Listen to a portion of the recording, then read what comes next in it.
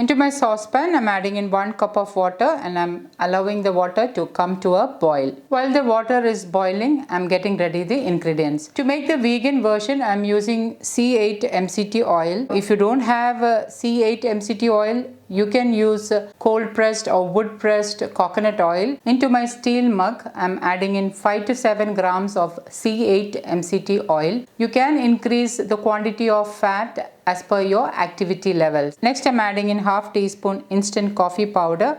Make sure you're using good quality coffee powder. The links of the ingredients I'm using will be updated in the description box below, so that you can check it out. If you prefer a stronger bulletproof coffee, you can increase coffee powder up to 3/4 teaspoon. Pour the hot boiling water into the mug and with a stick blender, blend this really well until it comes into a creamy coffee latte consistency. Once nicely blended, pour the vegan bulletproof coffee into a serving cup, and my super healthy vegan bulletproof coffee is ready to serve. So guys, do try this recipe and let me know how it turned out.